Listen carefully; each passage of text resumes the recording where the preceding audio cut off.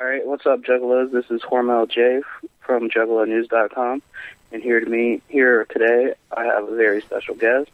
He is none other than JCW's voice. This is Upchuck the Clown. What's up, Thank Upchuck? you very much. Yes, thank you. I don't know if I'm JCW's voice. There's a lot of voices over there, but definitely having fun doing JCW. Yeah, well, I do the ring announcing, and but Kevin Gill is more the host. Not to take anything away from KG, but yeah, well, it's a collaboration, so we all do our thing. But yeah, it's good talking to you today, man. Yep. So, how you doing, man? I'm doing okay. That's good. So what's new for you right now? What is new for me right now? Well, I'm doing this interview with you, and I have to tell you, you gave me your number to call you, and I if you want to do this, go ahead. I think you should. I switched. I accidentally typed in the last two numbers of your phone number backwards. I switched them, and I don't know. It sounded like a hot chick picked up. Oh man! So you might want to hit that up. She probably lives by you too, right? Maybe. She's got the same number. I think you should do that. I was all disappointed. I thought Homie Jay had a hot piece over there with him. No, I thought maybe that was your girl. I guess not. Anyway, the last time I called into your show was a few years ago, before the week ago or whatever. Yeah, you called into the Funhouse and you asked me if I'd do this, and I said I would, and here I am. Yeah. Yes. Yeah. So, but a lot has changed. So, what has happened to Andrea the intern? Oh, Andrea the intern. Did she move on? Did she get promoted? Or no? Andrea was the girl that I had co-host the Funhouse back in the very early days. Like I started that show in the fall of 2006, I think. I think I started on Thanksgiving night 2006. So Andrea was a friend of a friend. She was working with a guy I know at a newspaper writing, and in fact, she still writes for him, Real Detroit Magazine. And I knew she was a juggalette. I didn't know her personally, so I kind of made her offer, hey, come on the show, So she came on and got very popular on my show. So then she spun that off into her own show on W Fuck Off. So she kind of had to leave my show because she couldn't do both, And then she just kind of decided to not do the radio anymore. But she still writes for Real Detroit. In fact, she writes all of anything you see with Insane Clown Posse and Real Detroit Magazine. They usually do covers, like around Hallowicked and stuff. That's all Andrea. So she still works with us. In fact, I think she's even done some writing for some Psychopathic websites and stuff, too. So Andrea's still around. We're still friends. She just doesn't do the show anymore, so. Well, that's cool. So nothing happened to her. She's not dead or anything. So. Okay. Well, and I think she tends bar. I can tell you where she tends. Well, I don't know if I should say that on the air. Yeah. A bunch of juggalos going to invade her bar. She'd probably like that, actually. All right, she's at the Painted Lady in Hamtramck. Go get a drink from Andrea. That's where she works. I don't think that's a bad thing to say. Give her some business. So. No. Yeah. I like Andrea. She's great. So how long has Tracy been with you? Oh, it's Miss Terry. You got to get it right. Or Miss Terry, I'm sorry. Miss Terry. Oh, she'll get all upset. Miss Terry, I'm sorry. Yeah, you better get that right. No, Miss Terry's right. Miss Terry's been the co-host since the fall of 2009, maybe. So that's about how long she's been doing it. And then I had comedian Steve Brewer there for a while too in the middle, who was hilarious and has been at the Gathering a couple times too with us. Mm-hmm. Steve Brewer, but. Again, people get tied up, and it's one of those things when you're the co-host with me. It's like it's I think it's kind of a thankless job. Yeah, I'm sure someone would want it out there listening to this, but probably. Putting up with my bull. You're gonna find out by the end of this. You're gonna fucking hate my guts at the end of this, homie Jay. You kidding me?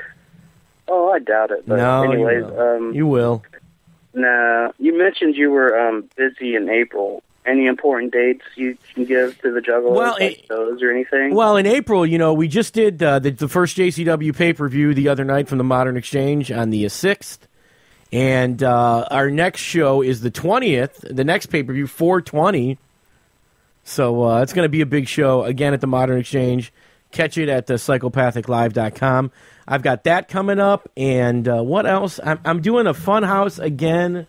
I believe the next night on the 21st, on a Thursday night. I'm returning to Thursday nights on W Fuck Off Radio. I've got that coming up. And then this Sunday, the 10th, hopefully you're listening to this before the 10th, I'm going to be back on the webcam at justin.tv/UpchuckTheClown. Just spell it THA. So I'm doing that for the Juggalos. That's something that everybody loves if you've never seen that. And it's been like the most requested thing I do. It's like, when are you getting on the webcam? Because I get in there and everyone chats. I don't know if you've been in. I think you've been in there, right? Yeah, I've been in there. And everyone has fun, and we play games, and I give away prizes sometimes if I have them. And that's like the most requested thing I really get, believe it or not, is that. And so I decided to bring that back this Sunday night. So if you're seeing this, 9:30, Sunday, April 10th, I'll be back on that. So check that out. That's a lot of fun. All right. I don't know if I brought this up or not, or if you brought this up, but what about making a CD of your comedy? Oh, yeah. People ask me that all the time, and I probably should. The thing is, when I do stand-up normally, like not at the Gathering, I don't do it as Upchuck the Clown. I do it as my own name, So it's a little bit different. I don't know. I can't really market that as an Upchuck the Clown CD necessarily. You know what I mean? So it's like I'm kind of torn on it. You know what I mean? Because I like being Upchuck the Clown, but yet I was a comedian sort of before I was Upchuck the Clown too, if you know what I'm saying. So it's a little bit of I have a little Jekyll and Hyde personality, I think, when it comes to that. But certainly I encourage anyone to come to my shows. I always promote a lot of my comedy shows on Twitter and stuff. If you're not following me on Twitter, it's Upchuck Live on Twitter. And I always put the shows, and Juggalos come out sometimes and see me, and I'm not painted up and I'm just on stage, but I'm still funny. So. Oh yeah. But I don't have the horn, so if I had that. Would make All it right, up. But maybe a CD. I mean, if people want it, if they write into Twitter or whatever, and everyone wants a CD, I could probably whip up some CDs for the Gathering or something and hook you up that way. All right. Well, that'd be cool. I mean, I'm not looking to like rip anyone off though, too. You know what I'm saying? I know. So if I say, well, this is Upchuck CD, and it's jokes that maybe, it's a little bit of a different tone, I think, from what I do as Upchuck the Clown. I don't want to rip anybody off. If everyone knows what they're getting and people want to buy it, I'll gladly sell it to you. How's that? All right. So, how did you become the voice of JCW? I mean, like the ring announcer. How did that come about? Well, I started. I've always been a wrestling fan, and when I started working at the Gathering and stuff, I would watch the wrestling shows and whatever, and always want to like be a band. It'd be cool to do something with that, So it was 1 year. It was the Gathering that we did in that shitty fucking mud pit in Pastalaka, Ohio. I don't know if you were at that one, man, but that was.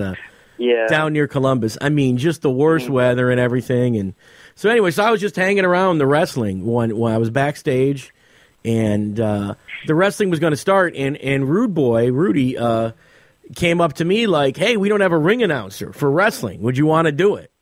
And of course, that was most of the reason why I was actually back there. You know what I mean? Like, to kind of weasel my way on. And I was like, oh, dude, I'd love to be the ring announcer, So I did that, and but of course, so I did that year, which was a lot of fun, and I don't know, I did some other shows, I did like the Hollowicked After Party and stuff like that. But that gig, really, the JCW ring announcer has always been kind of the domain of the Great Legs Diamond, and in fact, we split the duties on the pay-per-view where he called the main events, and I did the undercard as the ring announcer, and so he kind of is really the senior ring announcer, if you will, and I'm more like his apprentice.